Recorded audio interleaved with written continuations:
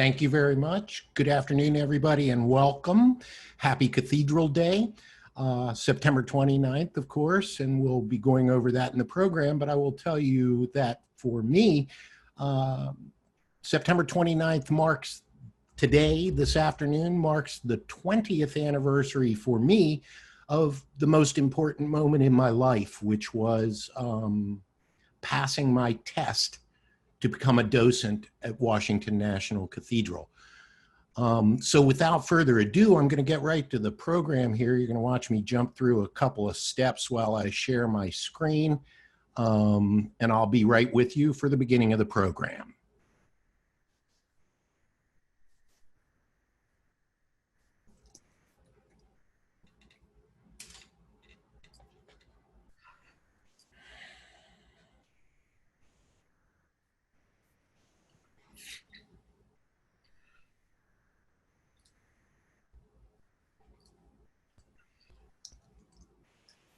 Ooh. Hang on here. There we go. Okay, so I'm going to start this afternoon by telling you a little bit about how I came to be the author of this book.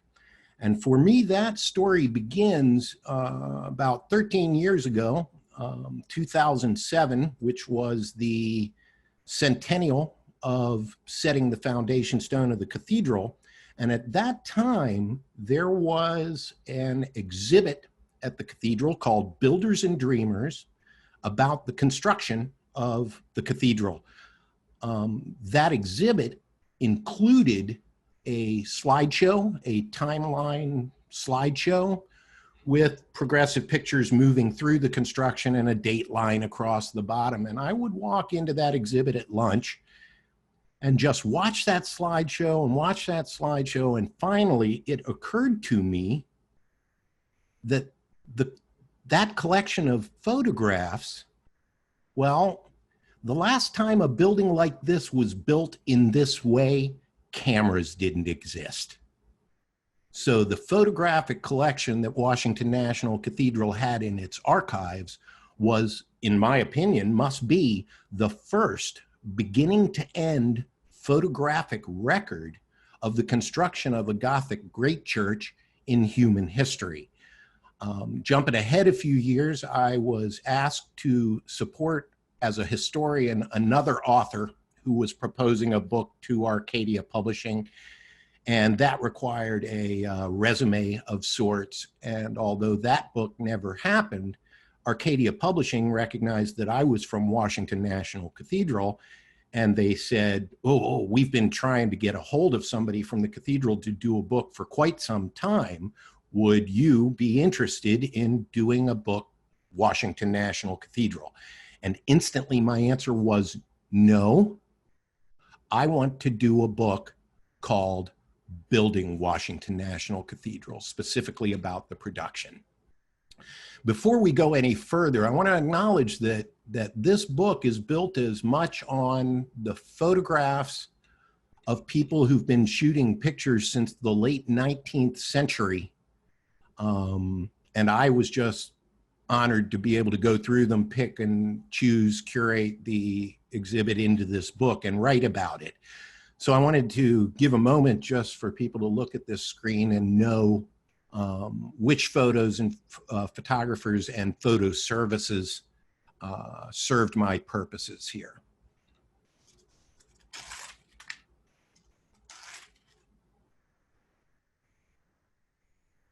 Washington National Cathedral, as it stands today, I want you to know a few things about Washington National Cathedral. As a building, I mean, first and foremost, of course, it is a church and a busy, active church. It is the cathedral seat of the Episcopal Diocese of Washington, D.C. But as an edifice, it is the largest completed entirely masonry building on the North American continent.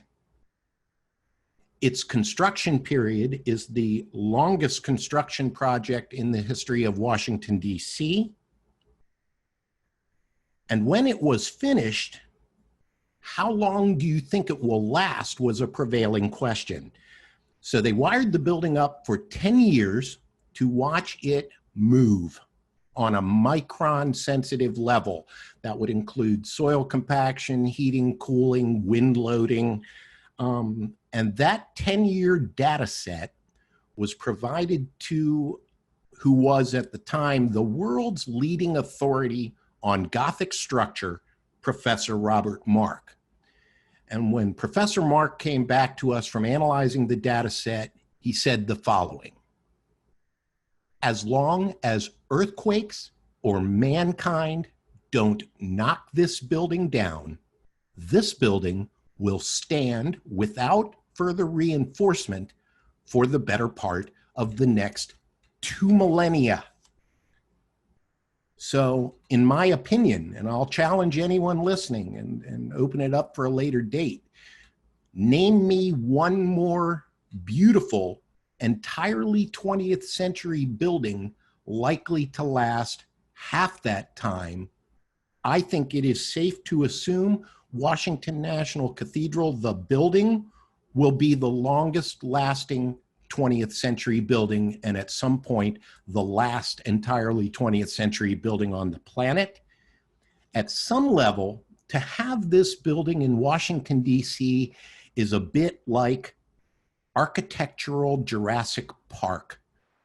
Washington National Cathedral is like a brand new 700-year-old building, or better yet, a baby dinosaur born centuries after the rest of the family on the wrong continent. Ultimately, if all this holds true, if someday Washington National Cathedral will be the time capsule for 20th century. Now, for me, the story is very much about this person, Philip Hubert Frohman. His story is, in my opinion, one of the most amazing architectural stories, history stories to have ever occurred, and also is for me one of many stories of childhood calling wrapped around the Washington National Cathedral project. Philip Frohman was born in 1887 in the Chelsea Hotel in Greenwich Village, New York. His grandfather was the architect of that building, so architecture was clearly strong in the building. I have a recording of him where he explains he became aware of the cathedral project at the age of 7, and at that time the plans were to build a big classical style building. And the recording, he says, I read that and I thought to myself right then, no, if you're going to build a big cathedral in Washington, it would have to be Gothic. 4 years later, at the age of 11, Philip Frohman enrolled at the school that would eventually be called Caltech for a course in architecture. He designed his first fully functional home at 13. He had his architecture degree at 16. At 20, he became the youngest person in the history of the state of California, and perhaps the nation, to ever have an architectural license. And begging the question, what was it about Philip Frohman? At the age of 21, he was the named senior partner of a Southern California architecture firm called Frohman and Martin.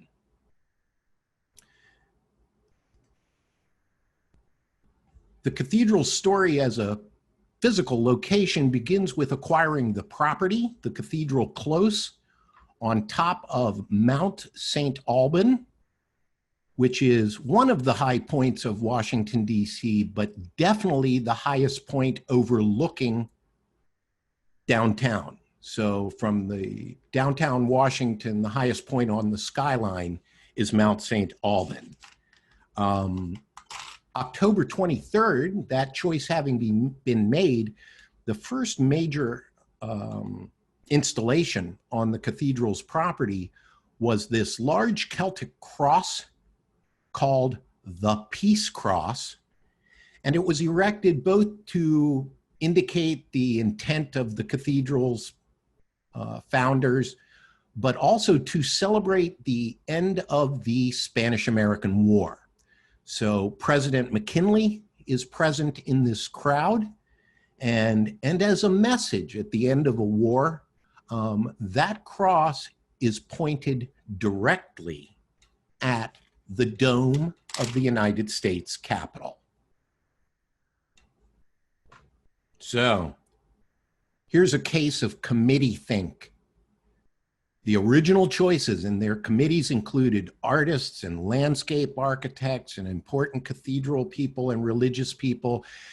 And much to match the classical style of the city itself, they decided on this classical style. And this plan is by an architect named Ernest Flagg. But Flagg began to get himself into a little trouble with the cathedral hierarchy because he was also engaged to design the National Cathedral School, the cathedral's girls' school, and was showing huge budget overruns. And we'll bring into the story Henry Yates Satterlee. At the time the cathedral was conceived of, Washington, D.C. was still part of the Maryland Diocese of the Episcopal Church. And the American Diocese of the Episcopal Church wanted their cathedral in Baltimore and was really not interested in a second cathedral in Washington, D.C. So it was actually the concept of Washington National Cathedral that created the Episcopal Diocese of Washington, D.C. And then that brings in a bishop, Henry Yates Satterlee, the first Episcopal Bishop of Washington. Satterlee, as soon as he arrived in his seat, was holding a thought that Gothic architecture is God's style. There's another quote, I may not get it exactly right, but he said something to the effect of, no architectural style can elevate the hearts and minds of people to God more than Gothic architecture. So he worked with his people, he held some votes, and before most people knew, a year and a half before the foundation stone, he hired this architectural team. George Frederick Bodley was England's eminent Gothic revivalist, among the cream of the English Gothic revival. So that was Satterlee's first choice. And then resident in the United States was a former protege of Bodley, Henry Vaughan, in Boston. So these were the original architects that designed the original basic plan, the cross-shaped floor plan that the cathedral would use going forward.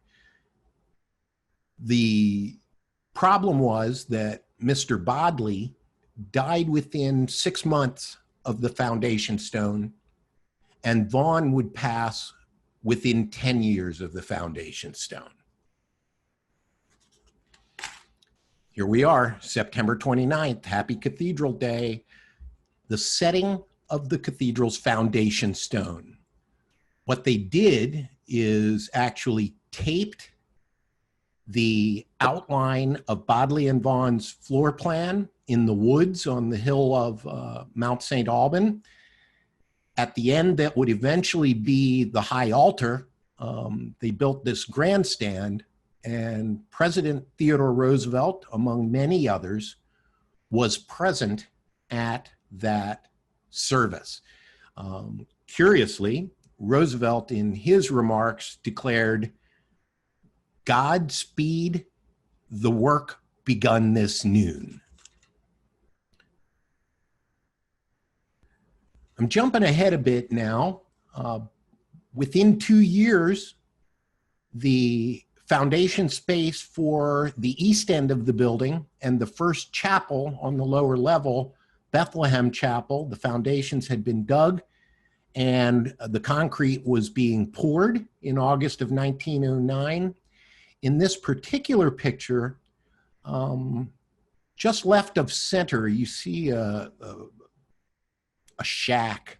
Looks like it has a pyramid on top of it. Actually, what that is the protective shed around the foundation stone, that as the foundations were poured, that foundation stone would actually be incorporated into the foundations of the building. Bethlehem Chapel on top of it, and it's curious, I didn't put in the picture. When I was doing the book, it wasn't until I was assembling that I realized I had no old picture, or had taken no old picture of Bethlehem Chapel completed. And I actually snuck one of my own photographs, made it black and white, and snuck it into the book. Nonetheless, when these foundations were completed, the next year, 1910, was the cornerstone of Bethlehem Chapel on the lower level. It was completed in 1912.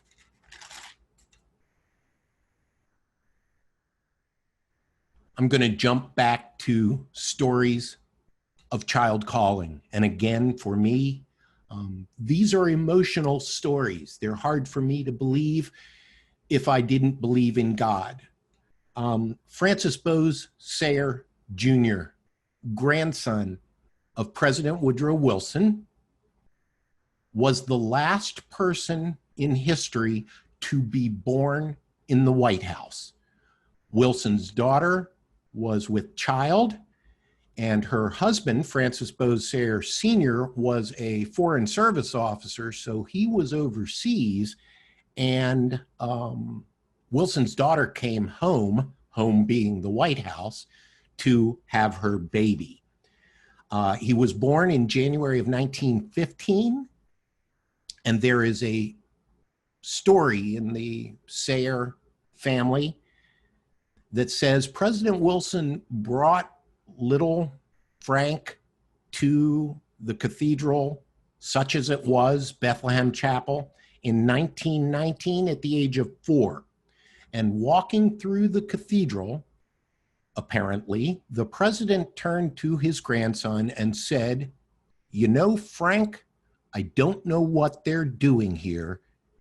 It doesn't look like much." The family story goes on to say that 4-year-old Frank looked up at his grandfather, the president, and said, "No, it doesn't, but when it's finished, it'll be beautiful." The president responded, "Oh, Frank, they're never going to finish this thing." We will get back to Francis Bowes Sayre Jr. in a while. Jumping forward now into these pictures that represent, again, the first photographic record of these Gothic architectural construction techniques and engineering. This is the east end of the building, the apse rising. Behind the lower scaffolding are the windows of Bethlehem Chapel, and above that line are the walls of the apse rising with the bases of the flying buttresses, which will eventually support the very tall walls at the top. But in this process, with all this matching of weight and forces, the buttresses must grow with the walls of the cathedral, so they are there to accept the load when the moment comes. I chose this photo in the process of making the book.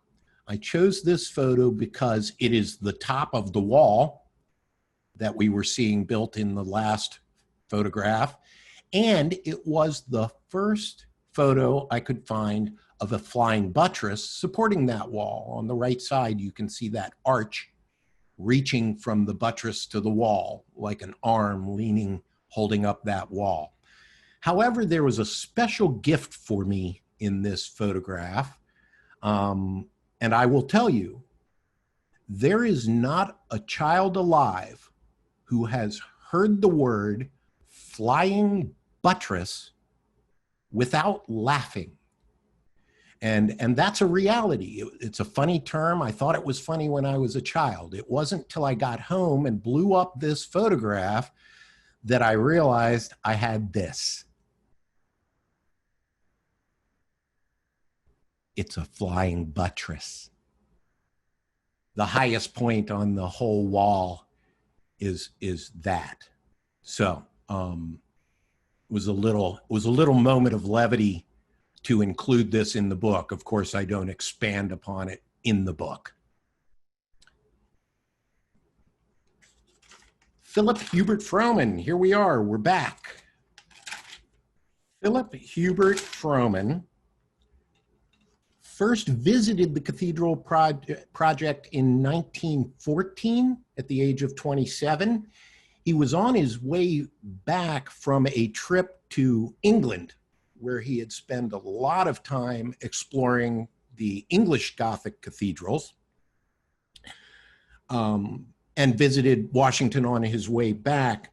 While he was at the cathedral in 1914, he took a moment to sign the cathedral's guest book. 7 years later, at the age of 34, Philip Hubert Frohman signs the contract to become the senior architect of Washington National Cathedral. And after he signs that contract, he turns to the people in the room and suggests that someone get the guest book that would cover the time that he was there in 1914. Well, someone ran off to get that guest book, brought it back to the gathering. Frohman laid it on a table, flipped through it to find the page he had signed. And when he found that, he pointed at a coded message that he had written in the comments line in the guest book back in 1914.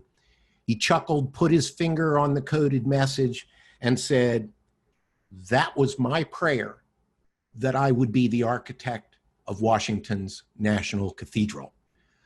I've also included, we've skipped a bishop between Satterlee and this bishop, Bishop James Edward Freeman. He was actually the third Episcopal Bishop of Washington, but he's in it because this was the first picture I could find of Frohman on the property. Ultimately, Bishop Freeman, a powerful and optimistic man, came to the cathedral and declared he would finish Washington National Cathedral in 5 years. Clearly, that did not happen. I would also like to mention, as we are here on Cathedral Day, that Freeman was consecrated to his role as Bishop of Washington on September 29th, 1923. So this is the 97th anniversary of that day.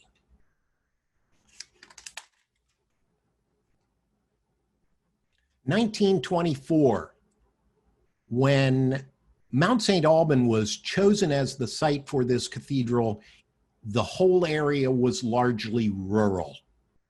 It was on the west side of Rock Creek in Washington, D.C. There were no major bridges across Rock Creek, and much of what you see here in 1924 had been farmland 20 years before. So I wanted to include this to show an overview of the close and the cathedral construction, the neighborhood catching up. And for anyone who is familiar with Washington, D.C., I'm also interested in this photograph. All the way in the upper right is a property that is now known as McLean Gardens.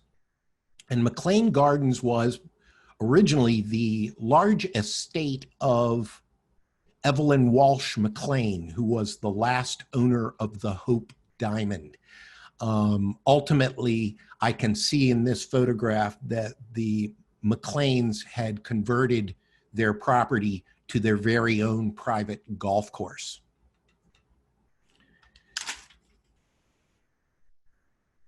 May of 1925, it is the roaring 20s. and construction is going gangbusters.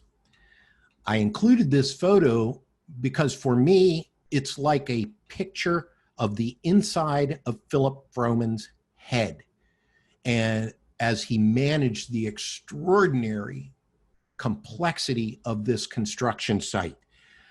In the foreground, you are looking directly into a lower level chapel called Resurrection Chapel. There are several features there that would be familiar to people who are familiar with that chapel, including the interlocking arches, kind of below the bricks that are now behind the altar. And under the wooden scaffolding and false work on the left, you can see the zigzags on that main arch, the main chancel arch in Resurrection Chapel. I read somewhere once that Philip Hubert Frohman described that particular arch as the most satisfying arch in the cathedral. So I will toss it out to architects everywhere to try to help me understand Mr. Frohman's definition of the word satisfying in this case.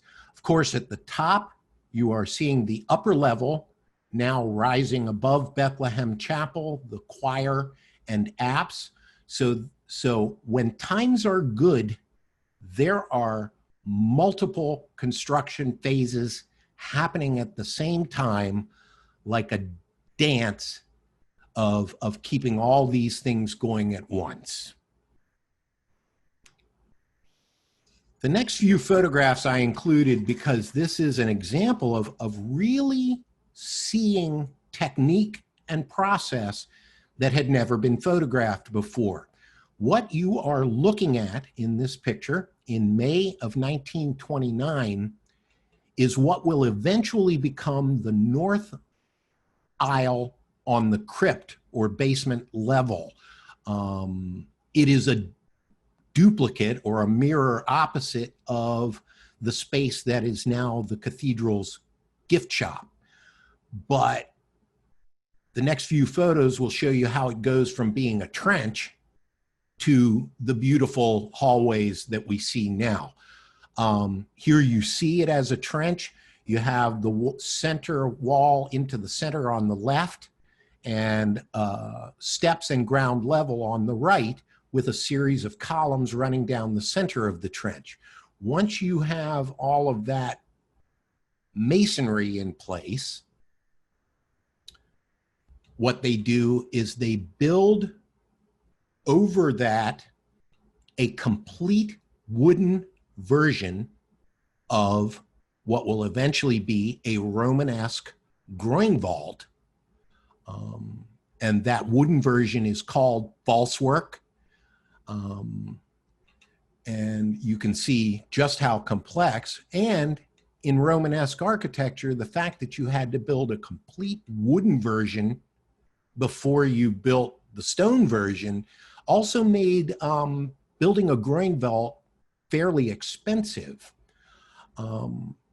Looking at the other end of that space in June of 1929, once the false work is completed, you set the masonry on top of it, and in this case, the masonry is brick, and eventually they parge, which is apply a thin layer of something concrete-like over the top of the masonry, which does two things. It helps tie the whole unit together, and it adds weight on the arches such that when you pull the false work out from under it, the arches and gravity take over.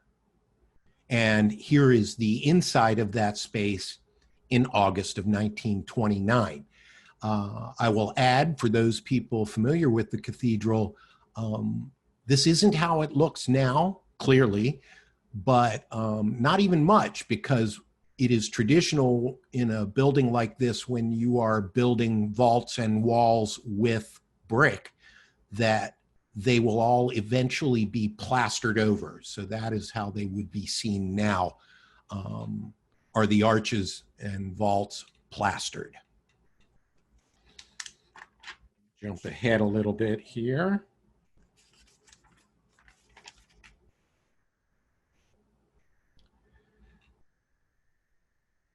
I'll point out, now that I've clicked the slide, that that last slide was August of 1929. Time was running out on the Roaring Twenties.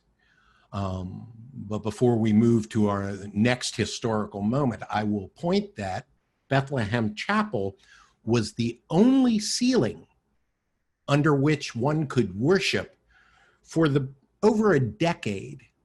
And it wasn't until late in the 1920s that the cathedral had accomplished 3 more ceilings and worship spaces.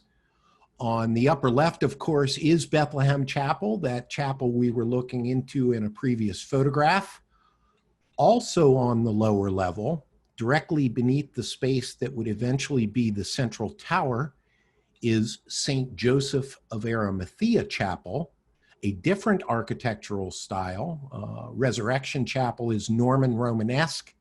St. Joseph's Chapel is transitional architecture, the architecture that represents the moment of transition from the round-arched classical to the pointed, ribbed Gothic architecture. And of course, in the 1920s, right as they came to the end, you had completion of the choir, the east end of the building in the cross-shaped floor plan, the head of the cross on the main level, which brings us to 1930. Of course, the Great Depression had begun the year before, in late 29. And frankly, given that the entire building was being built entirely from private gifts and donations given for the purpose of building the building, proper stewardship of those gift funds would suggest that construction should stop when the economy's in the tank. But it did not at Washington National Cathedral. And that was the result of very large donations by one man, James Sheldon of New York, anonymous at the time, who was sending 6-figure checks down to the cathedral operation to keep construction going. Now, ultimately, during the Great Depression, the entire north transept, which would be the north arm or the right arm of the cross-shaped floor plan, was completed. But Sheldon's donations are kind of recorded in the fabric of the building. James Sheldon was donating this money with a proviso, and that was that should the cathedral's construction process come to the point where it needs to lay people off, it will lay people off from the top of the employment pyramid instead of the bottom, because those people at the top can far more afford the time off, while the people at the bottom of the pyramid are struggling mightily to get by. So although I don't have a picture of it in this book, the main boss stones, the round stones that center the vaulting in the north transept, are not carved. They are blank, and visitors to the cathedral will occasionally ask why they're not carved. And the answer is because of James Sheldon's agreement that caused the more expensive stone carving artists to be laid off before the masons, who were the stackers of stone. So those stones went up blank. They remain blank to this day. And I think the message they send about the cathedral's choice in who was being laid off in a hard time are as Christian a story from the construction period as can be found. That brings us to World War II, and this was one of the true work stoppages during the construction of Washington National Cathedral. It's a very short chapter in the book.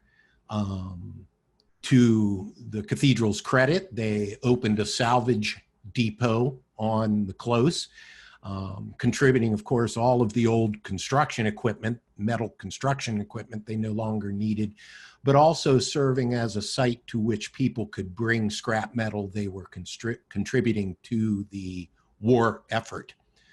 The picture on the right I included, it is from a church service in late 1945 at the cathedral celebrating the end of World War II. And ultimately, one of the fascinating, for me, historic facts about Washington National Cathedral. In the history of the United States of America, there have been 9 military officers to actually wear 5 stars on their uniform. The funerals of 7 of America's 5-star officers were held at Washington National Cathedral, those being Eisenhower, Bradley, King, Leahy, Arnold, Halsey, and I'm missing one. But ultimately, the 2 that were not were Admiral Nimitz and General MacArthur. So here we have 2 gentlemen, Eisenhower in the center, who would have his funeral here, and directly behind him, Admiral Nimitz, who would choose not to have his funeral at the cathedral. So because the cathedral was being built entirely from gifts and donations and only with cash in hand, there were often stopping points between phases that would stand open for some time. Here in 1948 is where construction stopped before World War II. And you can see all kinds of masonry waiting to be joined to other masonry, and including down in the wall 2 doorways into what would eventually be a staircase. Also, for people who know the cathedral, of course, in the background you see the Bishop's Garden, and upper right you see was originally built as a baptistry, became for almost 70 years a gift shop, and is now the Cathedral Cafe, that little octagonal building at the top. Francis Bowes Sayre Jr., Woodrow Wilson's grandson, returns to Washington National Cathedral as dean 32 years after being told it would never be finished. Among other accolades, Dean Sayre was the youngest dean ever seated by the cathedral, seated in 1951, and he would serve until 1978, so 27 years as dean. And I think it was that child in him that had become fascinated by the building very young, that anyone who worked in the time period when Dean Sayre was the dean would tell you about his deep interest and fascination with the construction work.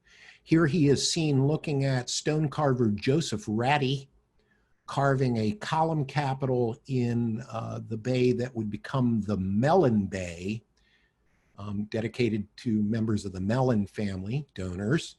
But I kind of doubled up on this photograph by including it because in 83 years of construction, there was only one construction-related death, and that was a fall by Joseph Ratty that he did not survive.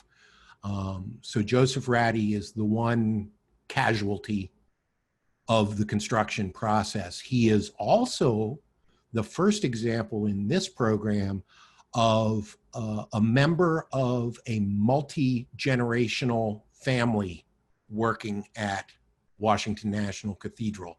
His son would continue to work at the cathedral for many more years after he died. When we think of Washington National Cathedral, we tend to think of the masonry, the art, the glass, the carving, the woodwork. But there were wonders of wooden scaffolding that wouldn't last, that people would eventually forget. But I wanted to include a photograph of one of those amazing wooden scaffolds and appreciate the carpenters that were constantly building and tearing down these structures. Eventually, there was a large scaffolding fire in the late 1950s, and that's what brought the construction process into the 20th century using steel scaffolding.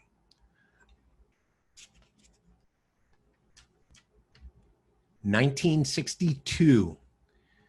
As author of the book, I included things like the flying buttress that were kind of personal to me. So when I selected this photograph for the book, it was the photograph that shows the state of cathedral construction as near as possible to the date of my birth. So this is July 1962. I was born on the 29th, and this was what was going on at the cathedral. The nave, the leg section of the cathedral, was yet to be built. You have that long sidewalk running down what would eventually be the center aisle of the nave, and a stone yard with work sheds to either side. In the interest of time, I did not include the construction of the south transept, the south arm of the cross, but you can see that roof to the right of the rising tower. October 29th, 1963, the central bell tower, over 30 stories, 15,000 tons, was completed, topped out at least, not finished, but topped out. And this was a toast celebrating that moment. And I love this photograph. I can't detail all of it for you, but present in this photograph, I can detect the dean, Dean Sayre, the bishop, who at that time was Frank Creighton, the architects, Mr. Frohman's in the picture. There's a whole group of carvers standing back left. There are masons throughout, a crane operator, and even the laborers attending this toast. And when I saw the picture, and this picture was in the slideshow in '07, this was one that really fascinated me, because look at the cups. They're the little paper coffee cups with paper handles that fold out to become a handle. So I look at this picture, and of one thing or two things I'm sure. While the cups might have been cheap, I am sure that the champagne was not.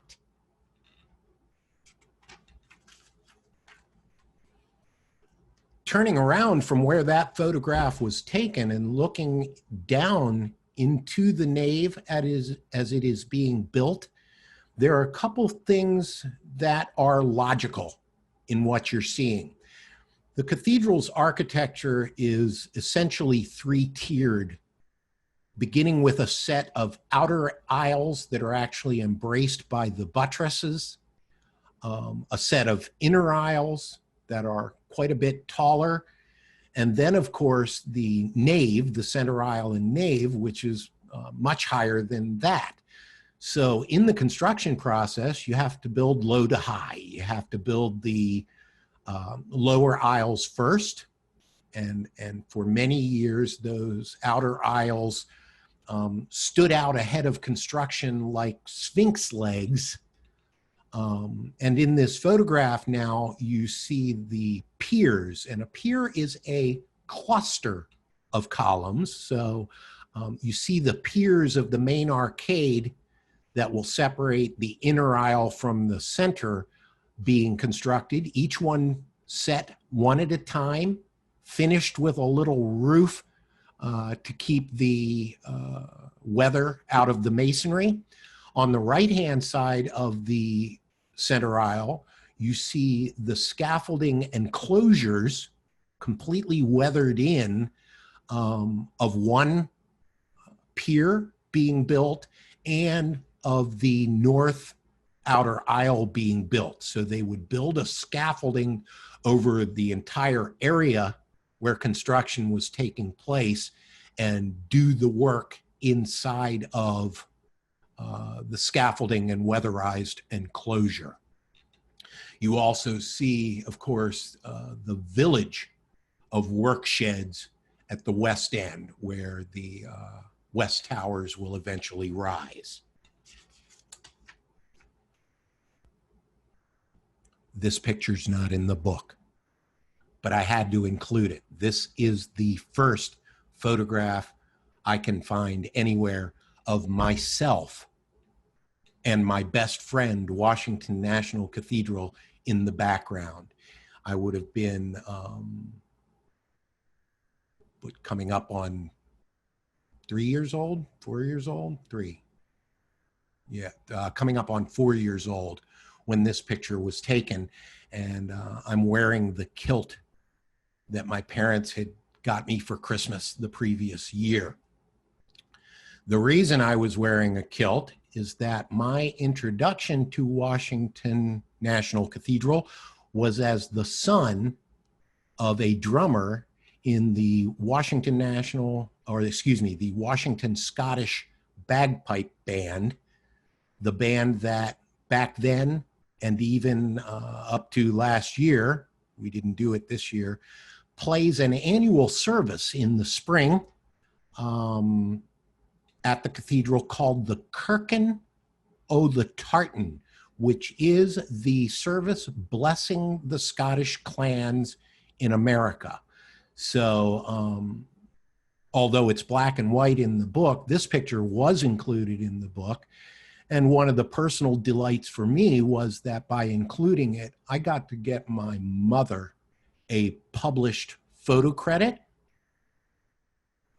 And then, into my own personal delight, I once heard a generally accepted architectural admonition that said, if you've got to put the word entrance on it, you haven't done it right. So I just love the stenciled entrance on the center aisle door.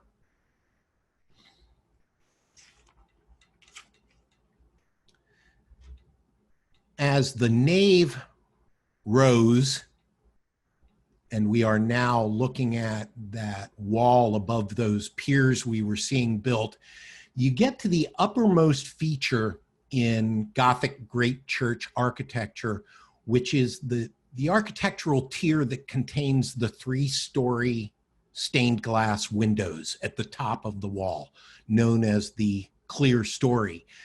I love this photograph because it is, to me, an incredible example of how all the weight above this area would have to be moved to these sections of wall, these pylons you see rising, because there is actually very little very little masonry in the clear story.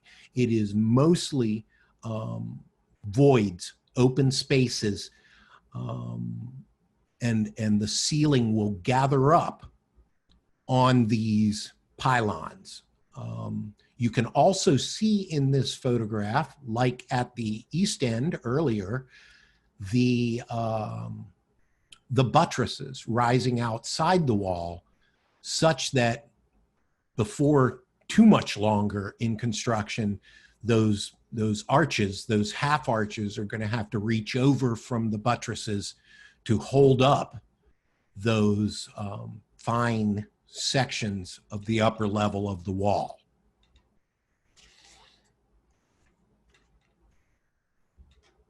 I think this photograph was in the slideshow, I'm pretty sure.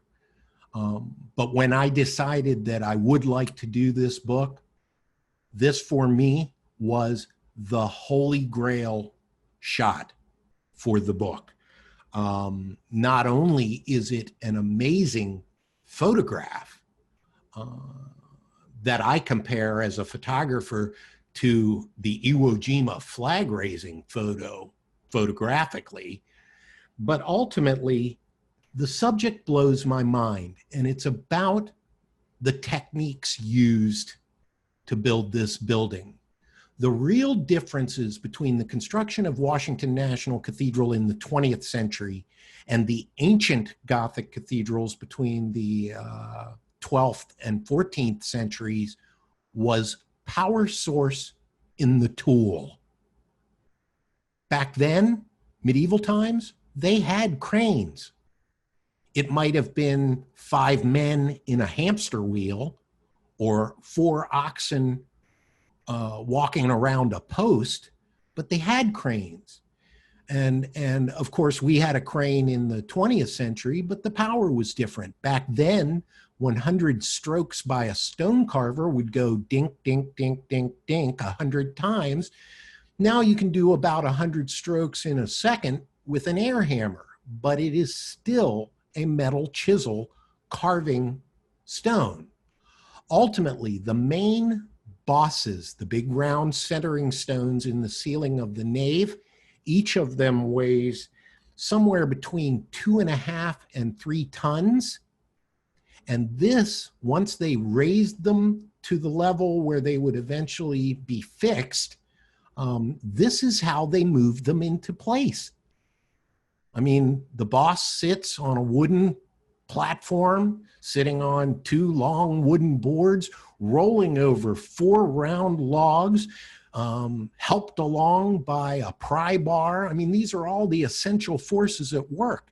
And on the far side of the stone is a man waiting for that last round log to come out from under the boards, and he'd pick it up and run around front and put it in the way.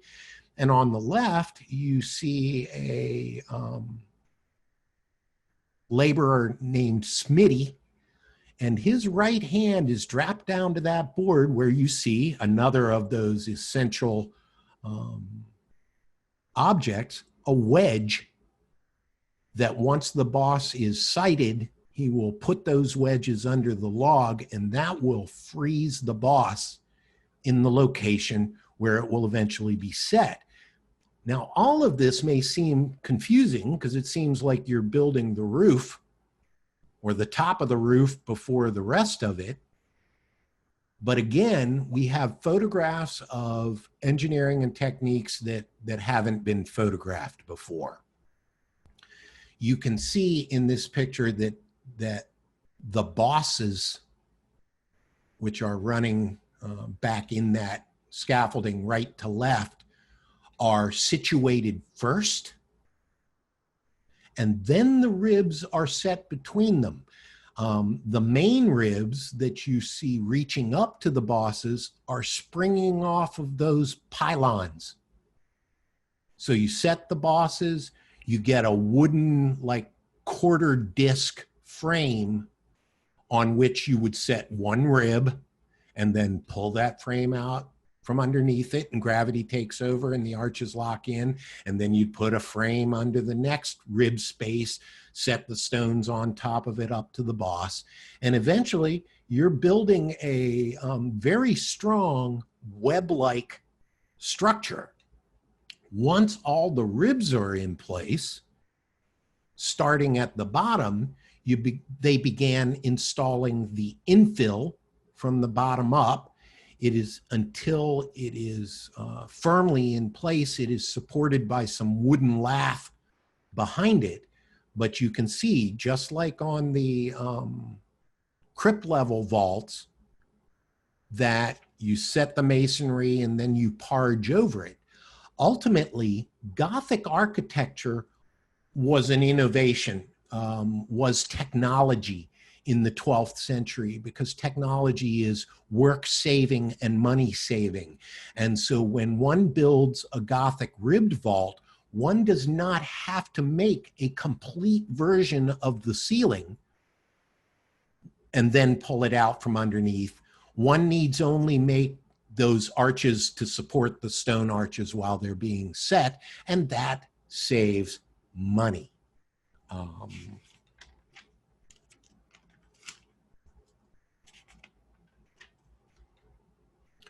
I selected this photograph because it is the last photograph I could find of my hero, Philip Hubert Frohman. He was architect of the building for 51 years.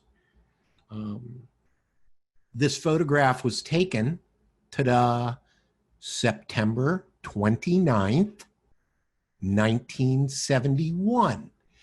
And what you are seeing is the setting of the foundation, or the cornerstone, for the St. Peter Tower, which is the north or left-hand tower as you face them on the west facade of the building. But I wanted to include this picture of old Mr. Frohman troweling a trowel of mortar under that stone. Ultimately, he would pass the next year, late in 1972, 51 years as the senior architect of Washington National Cathedral. At his passing, he had left us a completed plan.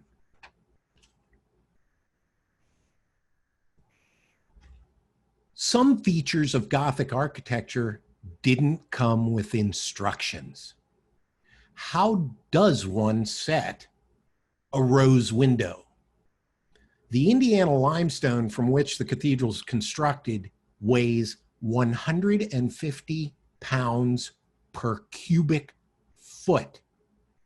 And ultimately, to build a rose window, you're building spokes of a wheel, one step at a time. In the meanwhile, they're hanging out in space.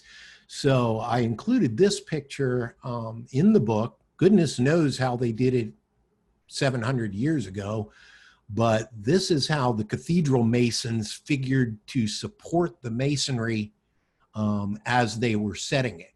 Eventually, once the entire rose window, and this is the west rose, is set, again, it is designed in such a way that all the stone eventually becomes self-supporting.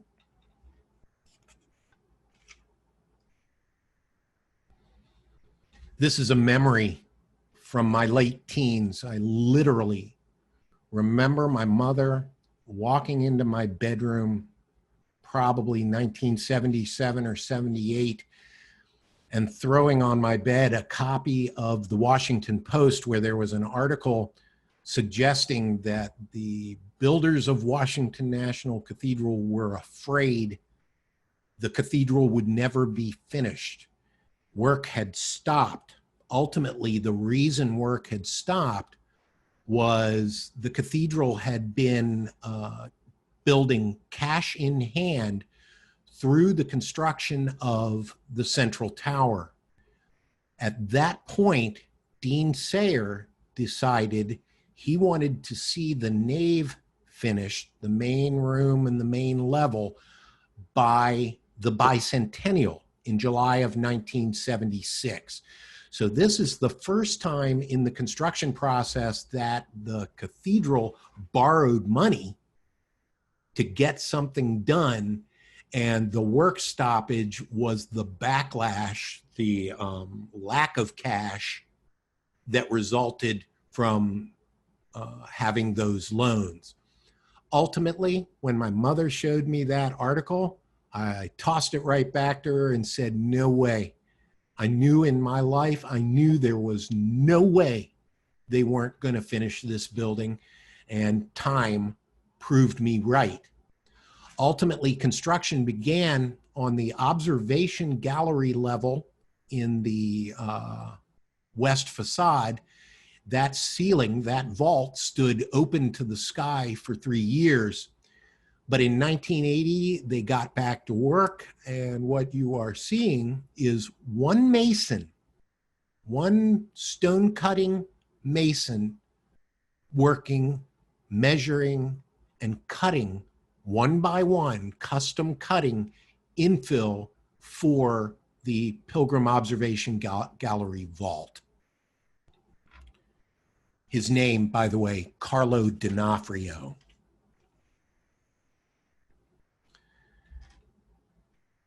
This was a photo caption in my book.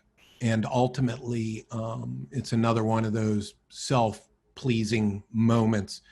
I am a big fan of J.R.R. Tolkien. And so I did manage to sneak little Tolkien references throughout the book. Of course, this being the two towers, the West Towers rising. On the right is a photograph of a man named Billy Cleland. Technically, his name was Peter, but in the family, they called him Billy. He is yet another example of multi-generational family working on cathedral construction. The picture shows him with his grandson left and his nephew right. Billy was also the last person in the construction process to be titled Master Mason. To the left is Joe Alonzo, who is actually still at the cathedral. And in all of this, and I think some of it must have been Joe's admiration for Billy, they retired the title Master Mason, and ever since, Joe Alonzo has officially been Mason Foreman at Washington National Cathedral. I'll bet Joe never thought he'd become an important cathedral spokesperson as he did following the 2011 earthquake.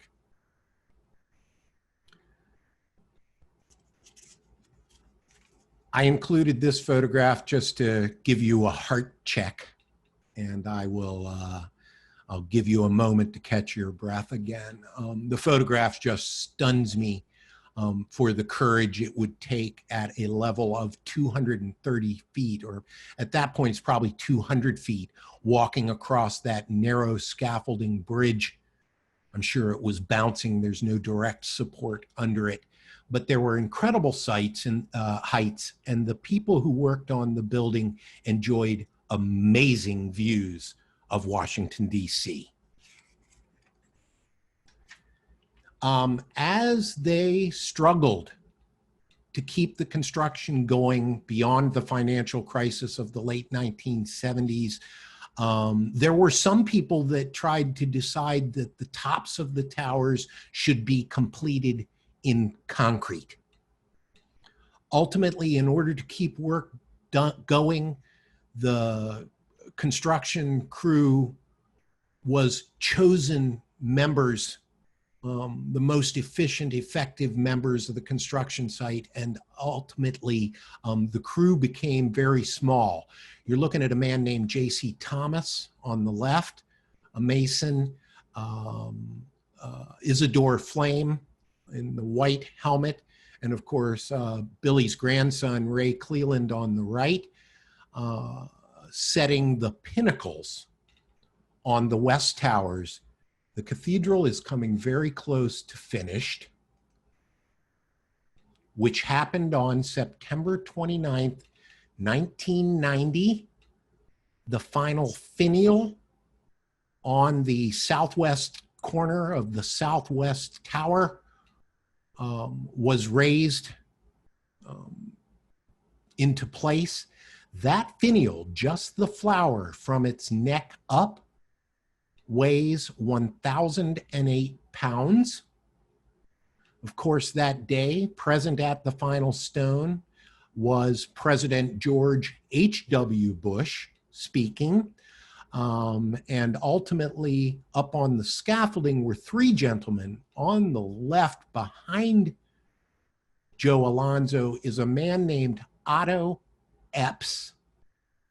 The man we see on the left is Joe Alonzo, and the man doffing his hard hat is the man who held the title Clerk of the Works, which is the principal liaison between the cathedral and the contractor. His name, Richard Feller.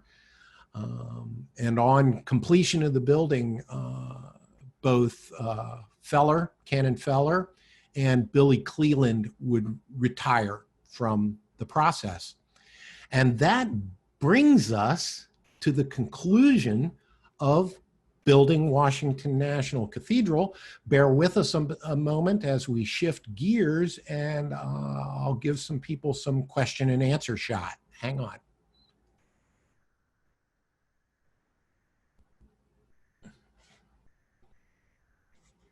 I've got to unshare. Oops. Hi. So hang on. And here I am. Hi, everybody. Thank you very much for being with me. Mimi, what do we have? Hi, we have a handful of questions for you. Russell would like to know what determined the geographic orientation of the cathedral, and also whether there's any significance to St. Michael as it relates to the cathedral, as it was the Feast of St. Michael and All Angels, or it is the Feast of St. Michael and All Angels. Sure, sure. The geographic orientation, and the cathedral passed on several properties because it wouldn't necessarily accommodate the proper orientation. Traditionally, these cross-shaped floor plans are oriented with the head of the cross to the east and the base of the cross to the west. That would be true at Notre Dame, Paris, Westminster Abbey, Cologne, and St. Peter's in the Vatican. And the common interpretation of that orientation is head of the cross east towards the Holy Land. Ultimately, I've had other people suggest to me that if you're going to build a building over what might be centuries, and that building is going to be a church, and it may never be finished, you don't want to try to finish with the end that has the altars in it. So you want to start with the end that contains the altar, the head of the cross east towards Jerusalem. As for significance of St. Michael, he's a saint. Religious holy days and feasts were deliberately chosen for major moments of starting or finishing phases. But many saint days come to play across the construction process. Thank you. Mm-hmm. Let's see, there's a few more here. David would like to know how many photos are in your book and how many did you have to look through in the process of creating the book? That is a really good question, because off the top of my head, I cannot recall how many photos are in that book. Something tells me, what is it? 180? No, that's maybe too much. I don't know. I can't answer off the top of my head how many photos there are. Ultimately, thanks for the question. That does lead me, I can explain kind of the process for me. The book had to happen fairly quick. I was collecting photographs. I was a cathedral employee, so I was collecting photographs a half hour at a time at lunch, would run up to the cathedral archives. I was allowed to take 10 at a time. Ultimately, my process was going to be that I was going to select many, many, many, many more photographs than I would need, ultimately choosing as many as 900, almost 1,000 photographs. I would scan them. I would put the date of the photograph in the file name, and then clicking to order those file names, suddenly I have a an order, a process, a chronological order on the photographs. Then once I had all those photographs in order, I treated it like somebody who displays flowers in a flower show. The day before the show, you walk through your really big garden of flowers and you pick the best ones and you take them to the show. So that is the process for me. Once I had the collection in chronological order and was actually writing the book, I took large steps through the collection, picking the best photos to illustrate a certain subject at a given point in the book. So. Great. Philip would like to know, when were the least productive years of construction? And I guess let's add to that, what do you think were the most productive years of construction? Sure. Philip, it's purely economic. The least productive years were the work stoppage years, which included World War I, World War II, and the financial crisis of the late 70s.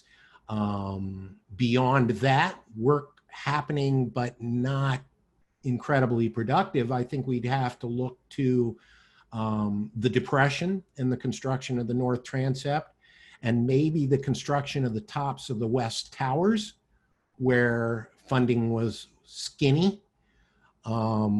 Ultimately, Mimi adds, what were the most productive years? And again, economics. It's when the economy was booming that you had multiple phases of construction happening at the same time.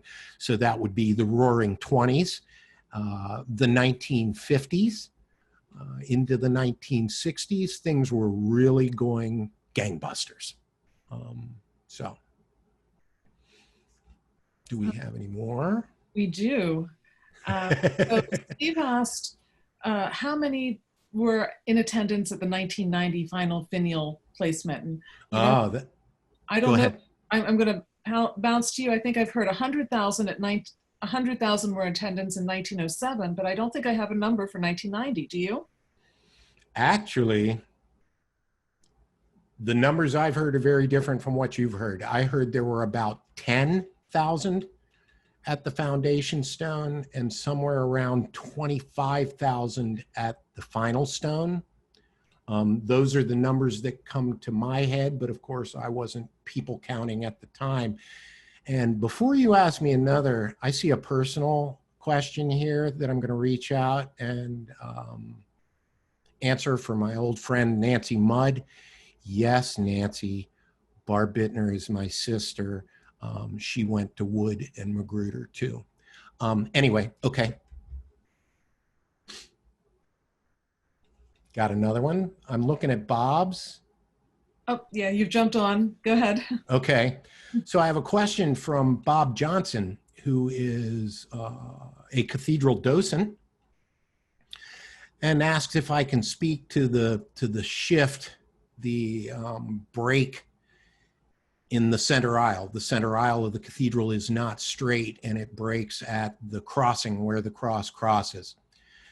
I'm going to try to be as quick as I can about this answer, but it goes back to Frohman's visit to England in 1914.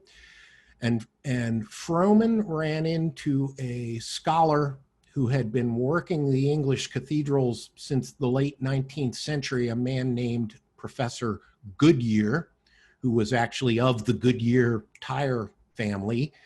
And Goodyear spent a lot of time trying to prove that the ancient cathedrals in many cases were not crooked and whopper-jawed throughout because of them being old or settlement, but that many of the crookednesses built into Gothic architecture were purpose-built visual refinements to the architecture that served to defeat patterning in the architecture. I'll say this. I mean, of course, prior to Gothic architecture is Romanesque architecture, which is based in the classical. And classical architecture, the rhythm and look is both unnatural and, derived in Rome and Greece, pagan. So for me, and there's a lot of scholars still arguing about this subject, ultimately for me, the purpose-built visual refinements, the little twists and crookednesses in Gothic architecture were Northwestern Europe kind of rejecting Rome a little bit and injecting a little of their own organic or natural sense into the architecture. So ultimately, and I'll admit, Bob knows this, I have another program about all of the crookednesses in Washington National Cathedral, but nothing in that building lines up. And all you got to do is stand and stare at something you think should be symmetrical long enough, and you'll see that it's actually not. Okay, and now I'm looking at a question from my friend in Xeniopol, Pennsylvania, Bruce Smith. And the question is, I know you didn't have time to address the windows, but how was the decision made to have one level of biblical scenes and one level of USA history scenes? Ultimately, I didn't even hardly do the windows in the book because the book was an entirely black and white process. And so trying to show black and white pictures of stained glass just wasn't going to do it for me. Ultimately, the process you're referring to is known as iconography, where the imagery goes and why. The overarching themes of Washington National Cathedral's iconography were originally set in the early years of construction by the cathedral's first dean, Dean Bratnall. And they were set in a kind of a very generalized way. This would large sweeping suggestions. Then over the years of construction, the building committee and whoever was dean at the time would come together and further flesh out how the iconography would play out. Ultimately, the very concept of national cathedral was anomalous. Churches usually don't have to deal with a subject like the nation. And so throughout, there was a lot of these choices made to try to advance both stories. That also plays out in the West Tower block, the West facade, where originally the theme for the West Tower block was going to be scenes of American history and America. And ultimately, the theme for the West End was changed since it was the entrance to this presumably heavenly experience. They adjusted the theme for the West End iconography to be creation. So that's how those decisions are made. Unfortunately, I can't elaborate too much more because they don't ever let me into those meetings. And I have a suggestion right below Bruce's question that says, suggests that the crookedness is also a theological statement about man's power compared to God's perfection. That's the story I was told when I was young, that the crooked center aisle was like the intentional bad knot in a Turkish rug, acknowledging that no one should attempt perfection except God. Ultimately, I think the medieval architects included this crookedness in the architecture. The church client would not have permitted, I'm guessing, the intentional building of an imperfect building. So ultimately, what I think happened is I think the Masons, who back then were the architects of the building, slipped these crookednesses into the building onto the client. And I think suggestions like the imperfect nature of man, or no one should attempt perfection, or so forth, might actually have been the church backfilling meaning onto these crookednesses that the architects had stuck them with. Moving on, is it a question? Okay.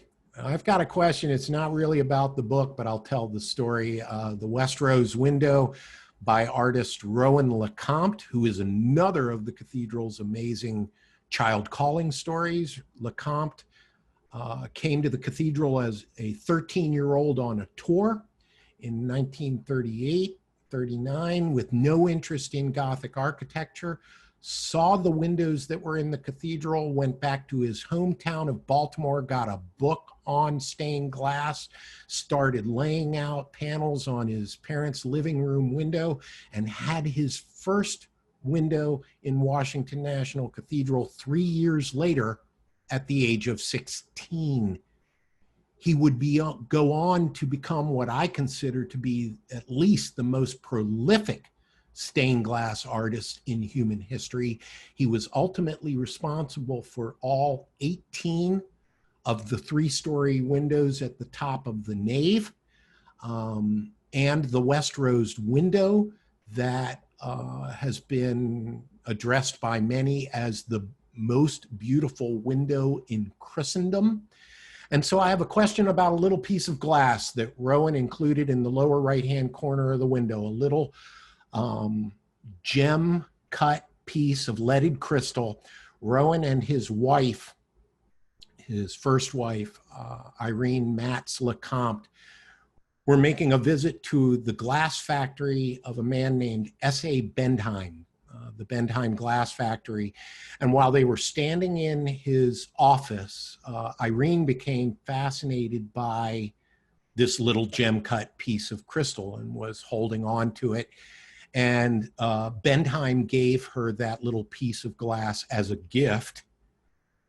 And ultimately, by the time Rowan was fabricating the West Rose window with his primary fabricator, Dieter Goldkuhl, both Irene and S.A. Bendheim had passed away.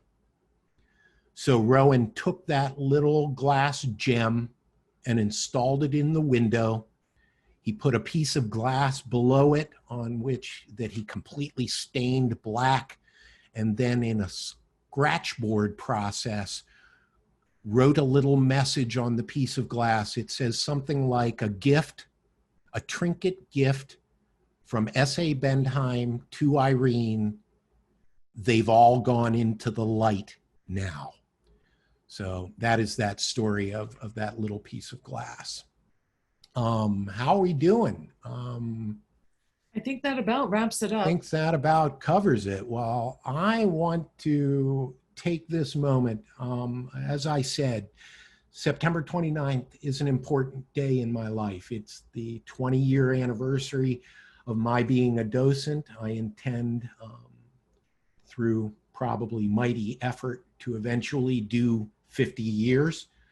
But I would like to thank everyone that came and visited with me today. I hope you enjoyed the presentation. When we are finished with this COVID-19 pandemic, I intend to be back at the cathedral, and I hope that anyone here who chooses to visit will take a moment to stop and say hi, and I'll share something cool that I didn't share in this program. Thank you very much. Mimi? There's certainly a lot more to share about the cathedral. Thank you, everyone, for joining us today. And thank you, Andy, so much for sharing the work that you've done and your knowledge of the cathedral. I would like to remind everyone to look to your emails, because we're going to send you a link to the video of this program so you can take another look at any photos that you wanted to get a second chance to see. And also, we're going to send you a short survey about today's program, and also maybe about what you'd like to see in future programs. So stay tuned. And again, thank you all for joining us today. Thank you very much. Good night.